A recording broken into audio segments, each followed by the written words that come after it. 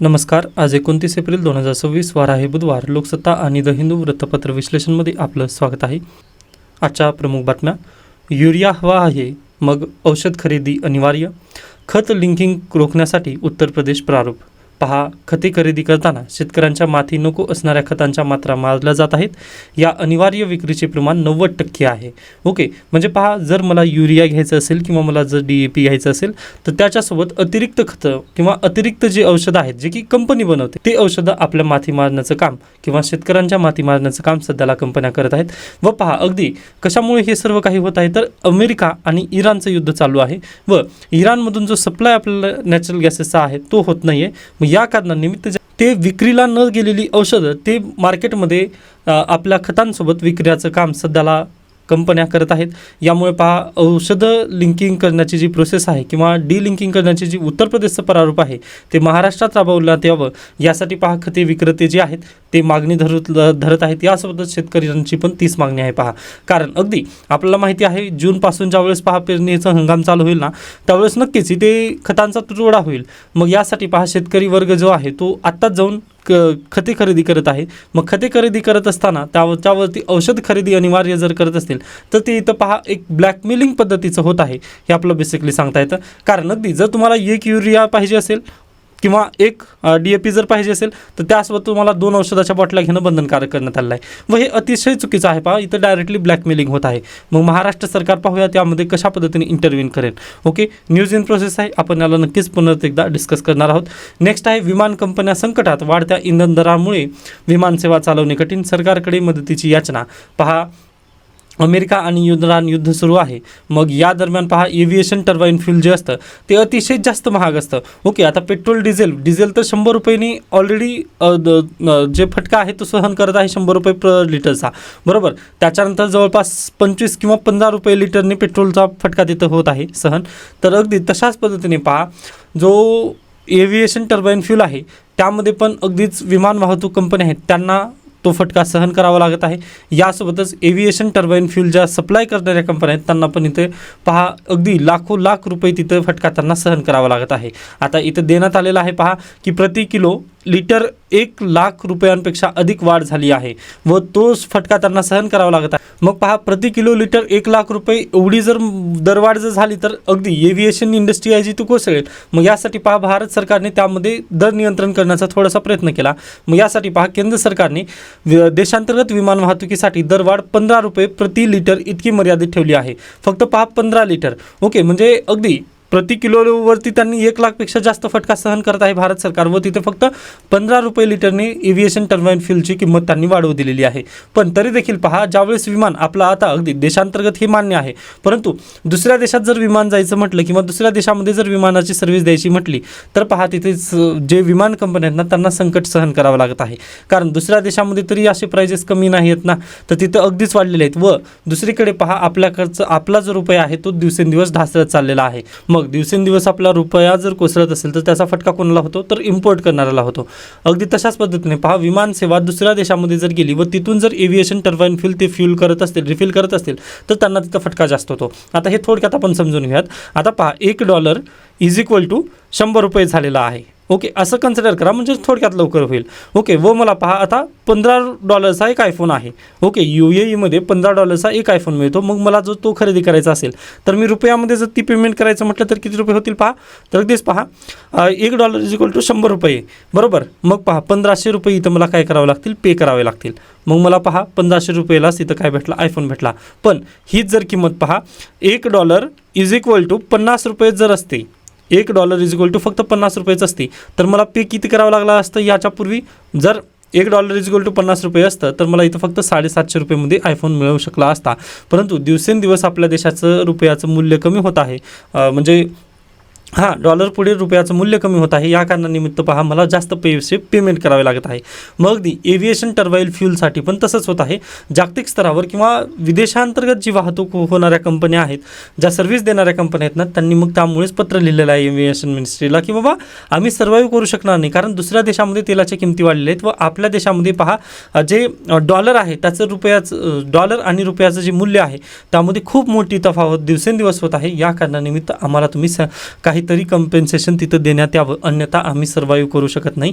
आम्हाला हे सर्व काही जो बिझनेस आहे किंवा जे एव्हिएशन सेक्टर आहे ते बंद करण्याची पाळी येऊ शकते, असं ते सध्याला म्हणत आहेत. मग अगदीच पहा केंद्र सरकार यामध्ये काय घेईल भूमिका, ती आता नक्कीच पाहण्यासारखी आहे. त्यानंतर पहा, हे जे मी तुम्हाला केस स्टडी समजावून सांगितलेली आहे, तर हे केस स्टडी नक्कीच लक्षात ठेवा. ओके, कारण UPSC डायरेक्टली प्रश्न विचारते की ज्यावेळेस रुपयाचं मूल्य घसरतं त्यावेळेस कोणाला फायदा होतो. तर जो एक्सपोर्ट करणारा आहे ना त्याला नक्कीच फायदा होतो. जो एक्सपोर्ट करणारा आहे त्याला नक्की फायदा होतो, पण जो इम्पोर्ट करणारा आहे त्याला इथं फायदा होत नाही, तर याला तोटा होतो. इम्पोर्ट करणाऱ्याला तोटा व एक्सपोर्ट करणाऱ्याला फायदा होतो. हा पॉईंट तुम्ही लक्षात ठेवा. ज्यावेळेस रुपयाचं मूल्य घसरतं म्हणजे $1 = 50 वरून डायरेक्टली 100ला जातं, तर कोण खुश होतं, तर एक्सपोर्ट करणारा खुश होतो. आता एक्सपोर्ट करणारा का खुश होईल, कारण पहा ना, पूर्वी त्याला फक्त $1 50 मिळायचे, आता त्याला डायरेक्टली $1 100 मिळतात. त्यामुळे इथं जास्त पैसे त्याला भारत करन्सी जास्त मिळते व बाकी इम्पोर्ट करन्सी म्हटल्यानंतर त्याला जास्त पैसे पेमेंट करावे लागतात. ओके, थोडंसं हे उलटं गणित आहे, परंतु UPSCने याच्या पूर्वी नीर वगैरे तसे प्रश्न विचारले, त्यामुळे प्लीज हा पॉईंट तुम्ही लक्षात ठेवा. डायरेक्टली प्रश्न येथून बनवू शकतो. ज्यावेळेस रुपयाचं अवमूल्यन होतं, रुपयाचं मूल्य घसरतं, त्यावेळेस कोणाला फायदा होतो, तर जो निर्यात करतो ना त्याला नक्कीच तिथं फायदा आहे. ओके, हा पॉईंट आय होप समजला असेल. त्यानंतर आपण पुढे जाऊयात. रिक्षा चालकांसाठी मराठी सक्ती लांबणीवर, परिवहन मंत्री सरनाईक यांची माघार. आता 15 ऑगस्टपर्यंत मुदतवाढ देण्यात आलेली आहे. मग आता यावरून आपण बॅकवर्ड लिंकेजेसमधून प्रश्न पाहूयात. पहा की म्हणजे मला माझ्या मनानुसार व्यवसाय करायचा आहे, हा अधिकार कोणत्या कलममध्ये आहे. ओके, व्यवसाय करण्याचा हक्क आर्टिकल फंडामेंटल राईट्स विचारलेला आहे. कमेंट सेक्शनमध्ये तुम्ही याचं उत्तर नक्की देऊ शकता. ओके, फंडामेंटल राईट्स तुम्हाला माहिती असतील आय होप. नेक्स्ट आहे, नाशिकमध्ये स्थगितीनंतरही वृक्षतोडीची तक्रार, पालिकेला भूमिका मांडण्याचे हरित लवादाचे आदेश. 19 जूनला त्यांची नेक्स्ट डेट आहे. पाहूयात हरित लवाद तिथे काय म्हणेल. त्यानंतर OPECमधून UAE बाहेर. आता 1 मे पासून अधिकृतरित्या OPECमधून UAE बाहेर जाणार आहे. त्याबद्दलची जी बातमी आहे ती आपण नक्कीच आपल्या मॅगझिनमध्ये लगेच पाहूयात. ओके, 1 मिनिट कुठे गेली ती बातमी. हां, तर हे पहा, Organization of the Petroleum Exporting Countries स्थापना आणि याचं मुख्यालय लक्षात घ्या. स्थापना झालेली आहे याची 1960मध्ये बगदाद परिषदेत, म्हणजे इराकची राजधानी काय आहे, बगदाद. ओके, बगदाद परिषदेत 5 संस्थापक देशांनी मिळून याची स्थापना केली होती. मुख्यालय कुठं आहे, सुरुवातीला पहा जिनिवाला होतं, म्हणजे स्वित्झर्लंडमध्ये याचं मुख्यालय पूर्वी होतं. 1965 पासून ते व्हिएन्ना म्हणजे ऑस्ट्रिया येथे हलवण्यात आलेले आहे. व सर्वात महत्त्वाचा पॉईंट, ऑस्ट्रिया हा स्वतः OPECचा सदस्य राष्ट्र नाही आहे, तरी देखील OPECची जे मुख्यालय आहे ते व्हिएन्ना येथे आहे. हा प्लीज पॉईंट लक्षात ठेवा. UPSC यावरून प्रश्न विचारले जाऊ शकतात. डन. त्याच्यानंतर या 5 देशांनी मिळून OPECची स्थापना केली. Iraq, Iran, Kuwait, Saudi Arabia आणि Venezuela. Okay, Iraq, Iran, Kuwait, Saudi Arabia आणि व्हेनेझुएला या 5 राष्ट्रांनी मिळून OPECची स्थापना केली होती. आणि याचं मुख्य उद्दिष्ट काय पहा, सदस्य देशांच्या पेट्रोलियम धोरणांमध्ये समन्वय साधणे, जागतिक बाजारपेठेत कच्च्या तेलाचे भाव स्थिर ठेवणे, जेणेकरून उत्पादक देशांना योग्य नफा मिळेल आणि ग्राहक देशांनी नियमित पुरवठा होईल, पेट्रोलियम उद्योगात गुंतवणूक करणाऱ्या भांडवलावर रास्त परतावा मिळेल याची खात्री करणे, यासाठी पहा OPECची स्थापना झालेली आहे. त्याच्यानंतर यामधील महत्त्वाचे फॅक्ट्स जर तुम्ही UPSCसाठी पाहिला तर सदस्य संख्या याची 12 आहे. त्यात जानेवारी 2024मध्ये अंगोलाने सदस्यत्व सोडल्यानंतर आहे हे. ओके, त्याच्यानंतर कतारने 2019मध्ये कतारने सोडलेला आहे व 2026मध्ये कोणी सोडलेला आहे आता, UAE. ओके, UAEची राजधानी अबुधाबी. ओके, त्यामधील फेमस सिटी दुबई आहे. हे प्लीज थोडेसे पॉईंट्स लक्षात ठेवा. यावर्षी UAEवरती पण हल्ले झाले, त्यामुळे परीक्षेला प्रश्न विचारले जाऊ शकतात. डायरेक्टली प्रश्न देतं पहा UPSC, हे प्लेस कोण्या कंट्रीचं वगैरे आहे हे सांगा असं म्हणतात, त्यासाठी महत्त्वाचं आहे. मग आता पहा 1 मे 2026 नंतर आता सदस्य किती राहतील, तर फक्त 11 सदस्य राहतील, कारण यामधून UAE बाहेर होत आहे. बरोबर, मग फक्त 11 सदस्य राहतील.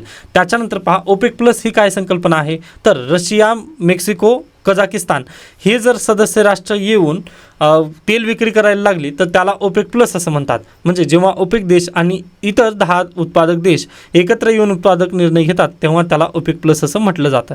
डन. हा पण पॉईंट तुम्हाला आय होप समजला असेल. त्याच्यानंतर जागतिक प्रभाव, जागतिक एकूण कच्च्या तेलाच्या साठ्यापैकी सुमारे 80% साठा OPEC देशांकडे आहे. त्याच्यानंतर 40% पहा हे देश विक्री करतात आपलं फ्यूल. ओके, त्याच्यानंतर कतार आणि इक्वेडर, कतारने 2019मध्ये आणि इक्वेडरने 2020मध्ये या संस्थेतून बाहेर पडण्याचा निर्णय घेतला होता. त्याच्यानंतर भारतासाठी सध्याचं महत्त्व काय आहे तर पहा, भारत आपल्या गरजेच्या कच्च्या तेलापैकी मोठ्या प्रमाणावर आयात ओपेक देशांकडून करतो. त्यामुळे ओपेकने घेतलेल्या उत्पादन कपातीच्या निर्णयाचा थेट परिणाम भारतातील पेट्रोल डिझेल किमतीवर आणि पर्यायाने महागाईवर नक्कीच होतो. आता ही महागाईवर परिणाम कसं होतं हे तुम्हाला अर्ली लेक्चर्समध्ये मी शिकवलेलं आहे की बाबा ज्यावेळेस पेट्रोल डिझेलचे प्राइजेस वाढतील त्यावेळेस ट्रान्सपोर्टेशनचा खर्च वाढेल. ट्रान्सपोर्टेशनचा खर्च वाढल्यानंतर इनडायरेक्टली पहा जे प्रवास होईल म्हणजे भाजीपाल्याचा जो प्रवास वगैरे असतो म्हणजे ट्रान्सपोर्टेशनचा आहे तो कॉस्ट तो वाढतो. मग अगदीच भाजीपाल्याच्या किमती वाढतील. मग प्रत्येक ज्या किमती आहेत शेतीशी निगडीत ज्या किमती आहेत ती वाढतील. मग तेच पहा महागाई आपल्या देशामध्ये नक्कीच दार ठोठावते. ओके, तर तो मुद्दा आय होप समजला असाल. त्याच्यानंतर UAE ओपेकमधून बाहेर पडल्यानंतर याचा भारत देशावरती कसा परिणाम पाहणार तुम्ही हे थोडक्यात लक्षात घ्या. म्हणजे कदाचित हा प्रश्न विचारला जाऊ शकेल या नात्याने. तर पहा, तुम्हाला माहिती असेल सौदी अरेबिया आणि पाकिस्तान या दोघांनी करार केलेला आहे. ओके, सौदी अरेबिया आणि पाकिस्तान या दोघांनी मिलिटरी बेसिसवरती ट्रीटी केलेली आहे की सौदी अरेबियावरती जर एखाद्या देशाने हल्ला केला तर तो हल्ला पाकिस्तानवर झालेला आहे असं कन्सिडर करून पाकिस्तान सौदी अरेबियाच्या मदतीस धावून जाईल. त्याच्यानंतर पाकिस्तानवर जर एखाद्या देशाने हल्ला केला तर सौदी अरेबियावरती तो हल्ला आहे असं समजून तो हल्ला डायरेक्टली कोणावरती जाईल पहा, म्हणजे सौदी अरेबिया पण स्वतःवरती तो हल्ला समजून पाकिस्तानला मदत करायला जाईल. व सौदी अरेबियामध्ये सध्याला कोण आहे, अमेरिकेचे बेसेस आहेत बरोबर. मग सौदी अरेबियावरती जर हल्ला झाला तर USA पण तिथं इंटरव्हीन करू शकतं.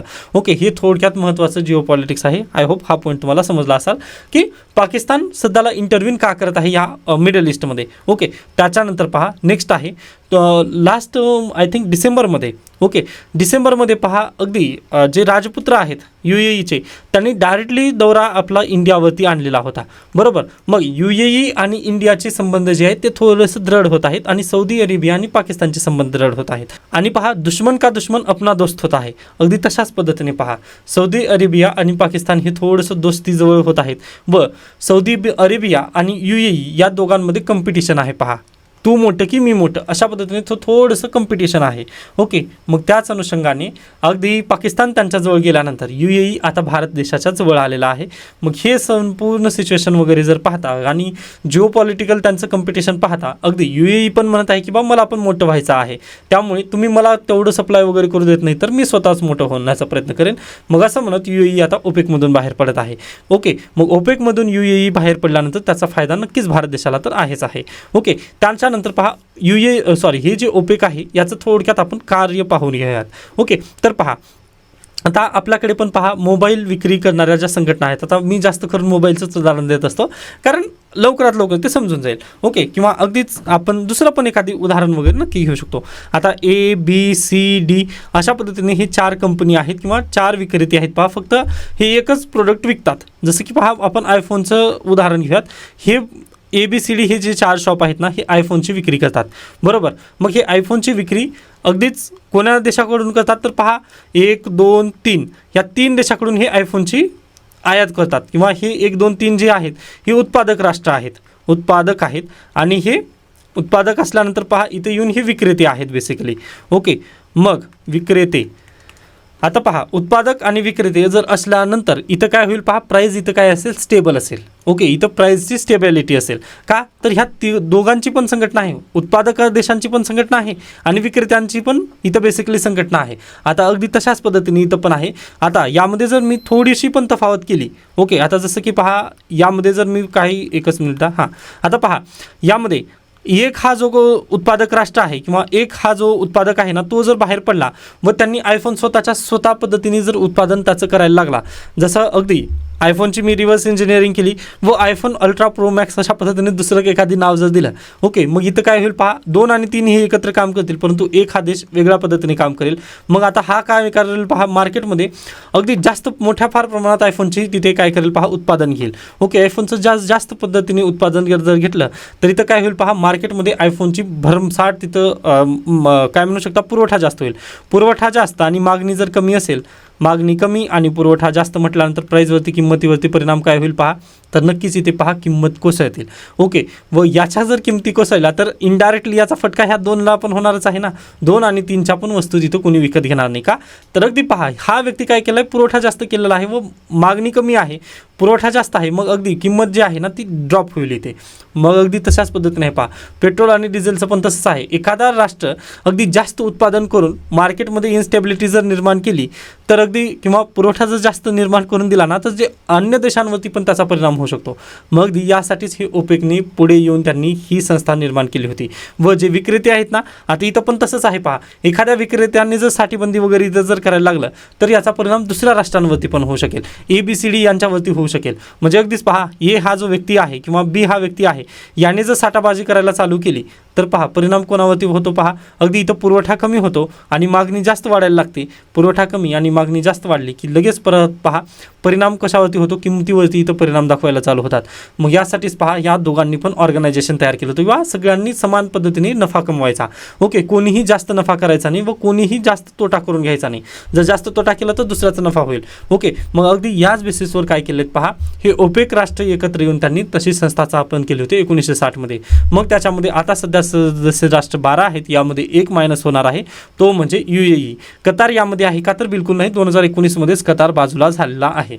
आय होप हे सर्व पॉईंट्स तुम्हाला समजलेले आहेत. त्याच्यानंतर रशिया यामध्ये आहे का, तर ओपेक प्लसमध्ये रशिया आहे. डायरेक्टली मिडल ईस्टच्या ओपेक कंट्रीजमध्ये रशिया येत नाही. आय होप हा पण मुद्दा तुम्हाला नक्की योग्यरित्या समजला असेल. डन. त्याच्यानंतर आपण पुढे चलूयात. डिजिटल कंपन्यांवर कर लावून पत्रकारितेसाठी निधी देण्याचा प्रयत्न ऑस्ट्रेलिया सरकार करत आहेत. पाहूयात, हे जर बिल पारित झालं तर ते बेटरच आहे. आता हे बिल पारित होण्यासाठी पहा त्यांना जून-जुलैचा कालावधी लागेल. मग तोपर्यंत आपलं प्रिलिम्स पण होऊन जाईल, त्यावेळेस आपण या न्यूजला पाहणार आहोत. फक्त आता लक्षात घ्या की असं काहीतरी ऑस्ट्रेलिया करणार आहे. आता या बिलमध्ये तुम्ही डीपली जाऊ नका. जर भारत सरकारचं हे बिल असेल तर आपण नक्की त्याबद्दल चर्चा केली असते, पण सध्याला आवश्यकतेचं नाही आहे. नेक्स्ट आहे पहा, राज्यातील तरतुदींची तुलना इथं करण्यात आली आहे. तर प्लीज महाराष्ट्र सेवा हक्क याला तुम्ही थोडंसं, हे जो पॉईंट आहे ना याला स्क्रीनशॉट काढून ठेवा. म्हणजे आपले सरकार पोर्टलद्वारे आपल्या महाराष्ट्र सरकारने अगदीच चांगली कामगिरी केलेली आहे. जवळपास 1212 सेवा आपले सरकार पोर्टलद्वारे देण्यात येतात. ओके, राज्य सेवा हक्क आयोग याच्या अंतर्गत त्यावरती देखरेख ठेवण्यात येते. निबंधामध्ये किंवा GS4चं ज्यावेळेस तुम्ही आन्सर लिहिता ना, त्यावेळेस ही आकडेवारी तुम्ही यूज करू शकता. Okay, done. त्याच्यानंतर पुढे चला. नेक्स्ट, बॉन्ड भाज्या हा आर्टिकल स्किप केला तरी चालेल, तेवढं काही महत्त्वाचं नाही आहे. लोकहो सरकारने न मांडलेल्या अहवालावर मते मांडा. पहा, मी अगदी 8 दिवस झालं हाच पॉईंट मांडत आहे व आज हाच आर्टिकल आलेला आहे. मी तुम्हाला याच्यापूर्वी पण म्हटलं ना की बाबा अनुसूचित जातीमध्ये उपवर्गीकरण महाराष्ट्र सरकार करणार आहे. न्यायमूर्ती बादल समिती पण बसवण्यात आली होती. ओके, मान्य आहे. पण पहा, बादल समितीची रिकमेंडेशनच आपल्याला माहिती नाही, तर आपण कशाच्या बेसिसवर तिथं उत्तर मांडणार आहात किंवा त्यांना सजेशन देणार आहात. ओके, मी तुम्हाला याच्यापूर्वी पण म्हटलं की मी पण सजेशन देणार आहे, पण मला रिपोर्टच माहिती नाही ना की बाबा यामध्ये काय काय चेंजेस होणार आहेत. मग आपण हवेत गोळी तर मानू नाही शकत ना. मग यासाठीच हा आर्टिकल परत एकदा ॲडव्होकेट सुनील बगाटे सर आणि डॉक्टर राजेंद्र बगाटे यांनी लिहिलेला आहे. ओके, थोडक्यात लक्षात ठेवा की उपवर्गीकरण होणार आहे, पण न्यूज इन प्रोसेस आहे. थोडंसं थांबा. कदाचित महाराष्ट्र राज्य सरकारला पण जाग येऊन 2026च्या आकडेवारीनुसारच जर त्यांनी ठरवलं तर कदाचित हे चित्र वेगळं असेल. त्यामुळे निश्चित हा न्यूज इन प्रोसेस आहे असा प्रश्न पण विचारला जाणार नाही. Okay, done. त्याच्यानंतर आजचा लोकसत्ता इथं संपतो. त्याच्यानंतर परवा दिवशीचे म्हणजे कालचं द हिंदूमध्ये पण पहा 1-2 बातम्या महत्त्वाच्या आहेत. स्टेट ऑफ हॉर्मुझ वगैरे हे आपण पाहिलेलंच आहे. नेक्स्ट आहे पहा, बिजू जनता दल यांचे काही MLAजनी काय केलं पहा, क्रॉस वोटिंग केलेत राज्यसभेच्या इलेक्शनमध्ये. ओके, मग त्यांना अँटी डिफेक्शन लॉची नोटीस पाठवण्यात आली आहे. आता अँटी डिफेक्शन लॉ काय असतं हे सर्व आपण कुठे घेतलेलं आहे, आपल्या मॅगझिनमध्ये इन्क्लूड करून दिलेलं आहे, ते तुम्ही वाचून घेऊ शकता किंवा परवा दिवशीचं न्यूजपेपर असेल मे बी. हे पहा की होतो होलोहॉन जी केस आहे हे पण आपण त्या दिवशी समजावून सांगितले होते, ते तुम्ही केस वाचून घ्यायचं आहे. अगदी 1-2 दिवस झाला असेल, त्या दिवशी आपण लेक्चरमध्ये बोललेलंच आहेत. राघव चड्डा यांची तस्वीर आहे पहा आपल्या अँटी डिफेक्शन लॉच्या केसमध्ये किंवा त्या थंबनेलवरती. ओके, तो व्हिडिओ तुम्ही पाहून घेऊ शकता. डन. त्याच्यानंतर मला आज कालच्या द हिंदूमध्ये जास्त काही आर्टिकल महत्त्वाचे नव्हते, त्यामुळे तो स्किप केलेला आहे. परवा दिवशीचं जे आर्टिकल होतं किंवा परवा दिवशीचं जे न्यूजपेपर होतं द हिंदू, त्यामधून गिग वर्कर्ससाठी एक आर्टिकल आला होता, तो मला आज एक्सप्लेन करायचा आहे. तर लक्षात घ्या, सध्याला पहा महाराष्ट्र असू द्या किंवा देशभर असू द्या, हीट वेव्ज येत आहेत. ओके, व काल रात्री मी पहा UPSCprep.com यांचा एक व्हिडिओ पाठवलेला होता आपल्या टेलिग्राम चॅनलवरती. शक्य झालं तर तो 24 मिनिटाचा व्हिडिओ आहे, शक्य झालं तर प्लीज तुम्ही तो पाहून घ्या. त्यामध्ये एक्सप्लेन करण्यात आलं आहे हीट वेव्ह भारत देशामध्ये का वगैरे येत आहे त्याबद्दल. ओके, तर पहा, हीट वेव्ह भारत देशामध्ये हीट करत असताना महाराष्ट्र सरकारने निर्णय घेतला की 12 ते 4पर्यंत जे कोणते कर्मचारी काम करत आहेत, म्हणजे कर्मचारी म्हणता येणार नाही, पण जे मजूर बाहेर बांधकाम किंवा विविध आस्थापनांवरती काम करत आहेत त्यांना सक्तीची सुट्टी तिथं देण्यात यावी. 12 ते 4 दरम्यान सक्तीची सुट्टी महाराष्ट्र राज्य सरकारने जाहीर केलेली आहे. बरोबर. मग तसंच गिग वर्कर्सचं आहे का? गिग वर्कर्स म्हणजे कोण? तर पहा, अगदी जे अमेझॉनची डिलिव्हरी करतात, फ्लिपकार्टची डिलिव्हरी असू द्या, झोमॅटो, स्विगी, अन्य जे काही संस्था आहेत त्यांच्या विविध डिलिव्हरी ज्या आहेत त्यांचे जे डिलिव्हरी बॉयचं जे काम करतात त्यांना आपण गिग वर्कर्स म्हणतो. मग अगदी आता झोमॅटो मला जर भूक लागली, मला भूक कधी लागणार आहे? 12 ते 2च्या दरम्यान मला भूक लागते, दुपारचं जेवण जर तुम्ही पाहिलं तर. मग त्यावेळेसच मला भूक लागल्यानंतर मी काय करणार आहे? ऑर्डर करणार आहे. व स्विगी असू द्या, झोमॅटो असू द्या किंवा ब्लिंकिट असू द्या, त्यांचं 20 मिनिटाचं तर ते खतम झालेलं जरी असलं तरी तुम्ही ज्यावेळेस त्याचं ऑर्डर मारताना त्यावेळेस ऑर्डर केल्यानंतर तुम्हाला 30 ते 35 मिनिट तिथं दाखवतं. डिलिव्हरी टाईम तुम्हाला 30 ते 35 मिनिट किंवा अगदी 1 तास तिथं व्हॅरी करतं. बरोबर. मग अगदी तसं जर असेल तर नक्कीच पहा की जे गिग वर्कर्स असतील, आता मी जर 12 वाजता जर ऑर्डर केलं तर मला ती ऑर्डर 1पर्यंत नक्की माझ्या घरी येईल. पहा, बरोबर. मग त्याचा प्रवास पहा, तो जो गिग वर्कर मला तो ऑर्डर आणून देणार आहे तो 1पर्यंत आणून देईल. म्हणजे अगदी 1 तास त्याला उन्हातच थांबावं लागतं आहे किंवा उन्हातच त्याला प्रवास करावा लागत आहे. बरोबर. आता महाराष्ट्र राज्य सरकारने 12 ते 4 दरम्यान पहा जे मजुरी करणारे आहेत त्यांना तिथं सुट्टी दिली आहे. पण गिग वर्कर्सचं काय? गिग वर्कर्ससाठी तुम्ही काय करत आहात? पावले उचलत आहात का? तर बिलकुल नाही. मग यासाठीच हा आर्टिकल देण्यात आलेला आहे. पहा, कारण आता अगदी 12 ते 1, मग तुम्ही म्हणाल की सर आता अगदी ज्याला ऊन लागत आहे त्यांनी काम करू नये. मग जर त्या व्यक्तीने जर काम केलं नाही तर ते त्याचं स्वतःचं पोट कसं भागवू शकणार आहे? हा खरंच मुद्दा आहे. त्याच्यानंतर पहा, अगदी मग तुम्ही म्हणाल की सर तुम्हीच ऑर्डर करू नकात ना, 12 ते 4 दरम्यान तुम्ही ऑर्डर करू नकात, म्हणजे तो व्यक्ती डिलिव्हर करणार नाही. मग जर असं जरी केलं तर पहा, त्याचं घर चालणार आहे का? जर आपण ऑर्डर केलं नाही तर तो त्याच्या हाताला 12 ते 4 दरम्यान काम येणार नाही. मग काम नसल्यामुळे होणार काय आहे? पहा, परत त्याला त्याच्या पोटावरती फटका आहे किंवा त्याच्या इन्कमवरती त्याचा बिलकुल फटका तिथे जास्त होईल. मग या कारणानिमित्त पहा, परेशानी असं आहे पहा की तुम्ही अगदी त्याला काम तर मिळणं गरजेचंच आहे, पण अगदी त्याची सुरक्षा पण गरजेची आहे, तेवढीच सुरक्षा पण गरजेची आहे आणि तेवढंच काम पण गरजेचं आहे. मग आपण याला सोल्युशन काय देऊ शकतो? तर पहा, विविध जे आस्थापना आहेत किंवा आता मी जर हॉटेलमधून एखादी ऑर्डर केलं किंवा मला हे फूड पाहिजे आहे, मी ऑर्डर केल्यानंतर पहा त्याला अगदी जे हॉटेल आस्थापने वगैरे आहेत ना तिथं काय करू शकतात? पहा, त्याच्यासाठी बसण्याची सुविधा वगैरे तिथं नक्की प्रोव्हाइड करून देऊ शकतात. ओके, हे करणं थोडंसं बंधनकारक करायला हवं. स्विगी, झोमॅटो ह्या ज्या कंपन्या आहेत त्यांनी हॉटेल आस्थापनांना वगैरे सांगायला हवं की बाबा तुम्ही हे करा, जे डिलिव्हरी बॉयज वगैरे येणार आहेत किंवा जे गिग वर्कर्स आहेत ना त्यांना बसण्यासाठी तुम्ही सुविधा प्रोव्हाइड करा. त्याच्यानंतर पाण्याची सुविधा तिथं प्रोव्हाइड करा, असं तिथं नक्की सांगितलं जाणं गरजेचं आहे. त्याच्यानंतर तो जेव्हा माझ्याकडे डिलिव्हरीसाठी येतो त्यावेळेस आपण पाणी त्यांना पाणी वगैरे त्यांना देणं, काळजीपूर्वक पाणी वगैरे विचारणं आपलं कर्तव्य आहे. ओके, हे आपण दोघांनी पण नक्की करू शकतो. डन. हा एक महत्त्वाचा मुद्दा. त्याच्यानंतर महाराष्ट्र राज्य सरकार असू द्या किंवा केंद्र सरकार असू द्या, यामध्ये इंटरव्ह्यून कसं करू शकतं? पहा, तर नक्कीच त्यांना विमा स्वरूपात ते इंटरव्हेन करू शकतो किंवा आरोग्याची काळजी स्वरूपात. ओके, पहा, गिग वर्कर्ससाठी आज घडीला कोणताच विमा तिथं देण्यात आलेला नाही आहे. बरोबर. कारण गिग वर्कर्स त्यामुळेच म्हणतात ना त्यांना, जर तुम्ही सरकारी कर्मचारी जर झाला तर तुमचा लगेच विमा केला जातो, तुमच्या कुटुंबाचा तिथं विमा होतो. परंतु जर गिग वर्कर्स झाला तर तो काही होतं का? तर बिलकुल नाही. तुमच्या आरोग्याची तिथं कोणतीच काळजी कंपन्यांकडून घेण्यात येत नाही. मग यासाठी पहा, केंद्र सरकारने, राज्य सरकारने स्वतः तरी द्यावं किंवा जे कंपनीज आहेत ना त्यांना बंधनकारक करावं की बाबा तुम्ही हे आरोग्याचा विमा त्यांचं काढणं बंधनकारक असेल. ओके, मग हा पण एक स्टेप नक्कीच या कंपन्या उचलू शकतात. त्याच्यानंतर पहा, जे स्विगी, झोमॅटो या कंपन्या आहेत ना, हे 30 ते 35 मिनिटाचं जे टाईम ठेवतात ना की बाबा तुला डिलिव्हरी करावीच लागेल, नसतं तुझे पॉईंट्स जे आहेत किंवा जे रेटिंग आहे ती तुझी निगेटिव्हमध्ये जाईल, असं तिथं थोडंसं ते कमी करू शकतात. जसं की पहा, 35 ऐवजी त्यांनी 50 मिनिट पण करू शकतात. ओके, 15 मिनिट लेट झालं तर काही कोणाचं हे होणार नाही, नुकसान होणार नाही आहे.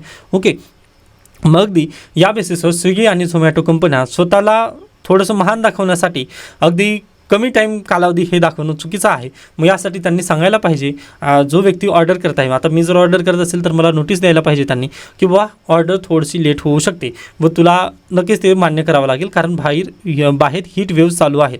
असं जर म्हटलं तर नक्कीच मी पण थोडंसं शांत बसेल किंवा 50 मिनिट मिनिमम ऑर्डरला लागणार आहेत. मग अगदी तसं जर केलं, म्हणजे ज्या कंपन्या आहेत त्यांनी जर तशा पद्धतीने ॲप्लिकेशनमध्ये इनबिल्ट सेटिंग जर केली ती, तर ते कदाचित बेटर होईल. अशा पद्धतीने आपण गिग वर्कर्ससाठी काम करणं अपेक्षित आहे पहा. ओके, आय होप हा आर्टिकल तुम्हाला थोडक्यात नक्कीच समजलेला असेल. ओके, इथं मी दिलेलं आहे पहा. इथे तेच पॉईंट देण्यात आले आहेत की कमाईचे गणित त्यांचं हे होतं, म्हणजे त्यांचे उत्पन्न त्यांनी पूर्ण केलेले ट्रिप्स किंवा ऑर्डरवर अवलंबून असते. अतिउष्णतेमुळे कामाचा वेग मंदावतो, थकवा येतो आणि प्रकृती नक्कीच बिघडते. ओके, त्यामुळे पहा दुहेरी संकट त्यांच्यावरती येतं. जर त्यांनी प्रकृतीसाठी दुपारच्या वेळी काम थांबवले तर त्यांचे उत्पन्न बुडते, आणि जर त्यांनी काम सुरू ठेवले तर निर्जलीकरण म्हणजे डिहायड्रेशन आणि उष्माघाताचा धोका वाढतो. त्यामुळे त्यांना आरोग्य की उत्पन्न यापैकी एकाची निवड करावी लागते. मग आपण त्यांना दोघांची पण सांगड तिथं घालावी लागेल. आता महाराष्ट्र सरकारने काय सांगितलेलं आहे पहा, की तुम्ही डायरेक्टली बंदच करा. मग हे चुकीचं आहे की प्रशासनाकडून घरात राहणे किंवा दुपारच्या वेळी विश्रांती घेणे असे सल्ले दिले जातात जे डिलिव्हरी करणाऱ्या कर्मचाऱ्यांसाठी अशक्य आहेत. ओके, त्यांना काम करावंच लागेल. मग आपण काय करू शकतो, मी जे तुम्हाला देतो 2-3 सोल्युशन दिलेत ना, ते जर तुम्ही लिहिलात तर ते मोर दॅन सफिशियंट आहे. ओके, व गिग वर्कर्सवरती UPSCने प्रश्न विचारून झालेला आहे. MPSC पुढल्या वर्षी हा प्रश्न विचारली जाऊ शकते पहा. ओके, कारण हीट वेव्ह पण सध्याला चर्चेत आहे आणि गिग वर्कर्स पण चर्चेत आहेत. ओके, कारण लास्ट इयरला पहा मी एक असंच म्हटलं होतं की बाबा हा प्रश्न येणार नाही, परंतु तो MPSCने टाकलेला होता GS2 मध्ये. मग अगदी यामुळे बिलकुल रिस्क नाही लेणे का. ओके, हे प्रिपेअर करून चला, म्हणजे आय होप तुम्हाला हे उत्तर लगेच लिहिता येईल, कारण तुम्हाला पाठ झालेलं आहे. समस्या सांगितलेत ना, जनरलिस्टिक अप्रोचने तुम्ही चालत राहा. कारण पहा GS म्हणजेच काय, जनरल स्टडीजच विचारण्यात येणार आहे. तिथं जनरल अप्रोच तुम्हाला पाहिजे. तुम्हाला जास्त तिथं जाऊन रिसर्च वगैरे करायची नाही किंवा PhD करायची नाही आहेत. त्यामुळे जेवढे पॉईंट्स मी सांगत आहे किंवा जनरल अप्रोचने स्टडी करा तेवढंच तुमच्यासाठी बेटर आहे. किंवा वाटल्यास तुम्ही एकदा PYQ पहा.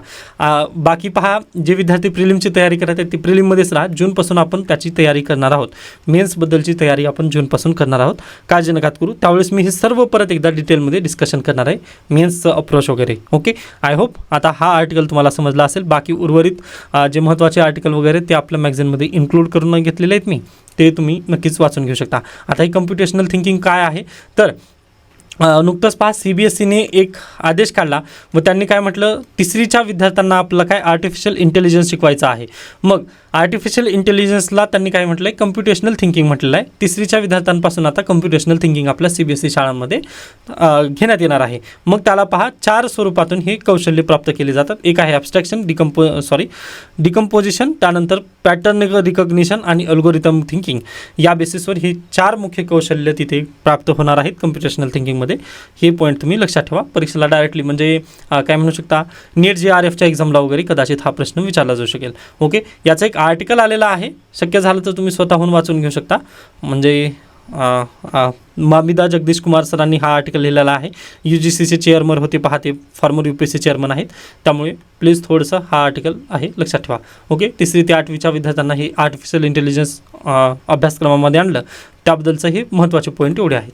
ओके, जे की नीट JRF त्यानंतर TET परीक्षेला पण हा असा प्रश्न विचारला जाऊ शकतो. ओके, आता आपण इथे थांबूया. त्याबद्दल काही शंका काही सजेशन असतील तर नक्की मला सांगू शकता. धन्यवाद.